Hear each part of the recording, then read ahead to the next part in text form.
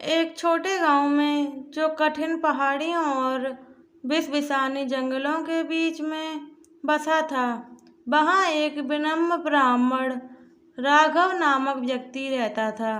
वह गहरी भक्ति के आदमी थे, जिन्हें उनकी महानता और ज्ञान की वजह से जाना जाता था। गांव के लोग उन्हें बहुत मानते थे और वह उनकी भलाई का विश्वास रखते उनकी सेवा करते थे।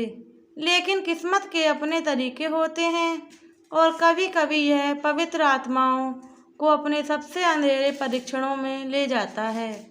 एक दुर्भाग्यपूर्ण रात को एक बदनाम चोर केशव ने अपराधों के लिए उस गांव में प्रवेश किया। उसका लक्ष्य था केवल ब्राह्मण के निवास स्थल पर ही उसे वहीं रहस्यमय खजाना छुपा होने का संकेत मिला था। जैसे जैसे रात बढ़ी, केशव धीरे धीरे राघव के सादे आवास में घुसा। ब्राह्मण गहरी ध्यान में था, उनको खतरे का पता नहीं था। केशव ने उपायुक्ता से उसकी खोज की, खजाने का पता लगाने की आशा में सब कुछ उलट दिया। अचानक अलौकिक रोशनी कमरे में भर गई, हवा तेज हो गई और केशव को उसकी रीढ़ के ऊपर एक ठंडक का संवेदना हुआ। एक दहाड़ीला आकृति पर केशव की नज़र पड़ी। यह एक ब्रह्मा राक्षस था। एक ब्रह्मा राक्षस दुष्टता के साथ नहीं, बल्कि न्याय की हिफाजत करने का संकल्प लेने वाला। मूर्ख मानव, ब्रह्मा राक्षस की आवाज़ गूंजी, तुम इस पवित्र स्थल की शांति को बाधित करने का साहस करते हो। अब जाओ या बुरे परिणामों का सामना करो। डर से प्रेरित केशव ने भागने की कोशिश की, लेकिन ब्रह्म राक्षस की शक्ति बहुत ज़्यादा थी। वह फंस गया। ब्राह्मण, जो घटना की आवाज़ों को महसूस कर रहे थे, कमरे में दौड़ा आए और परिस्थिति को देखा। उन्होंने ब्रह्म राक्षस से विनती की, केशव की जान की।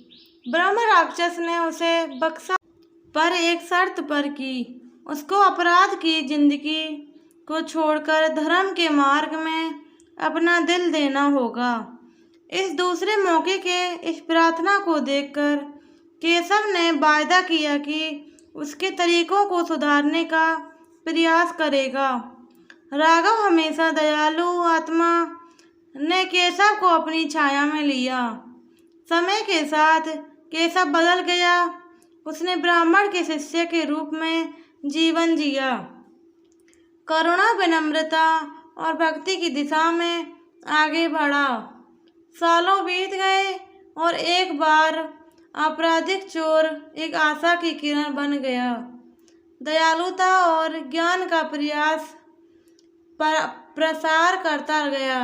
गांव उसका डर नहीं रखता था, बल्कि उसका सम्मान करता था और उसकी प्रशंसा करता था। ब्रह्म राक्षस अपने कर्तव्य को पूरा कर चुका था और गायब हो गया, एक गांव को छोड़कर जिसे पुनः धारण की शक्ति ने आशीर्वादित किया था। दोस्तों, वीडियो अच्छी लगी हो तो चैनल सब्सक्राइब करें, लाइक करें, कमेंट करें और शेयर करना बिल्कुल ना भूलें।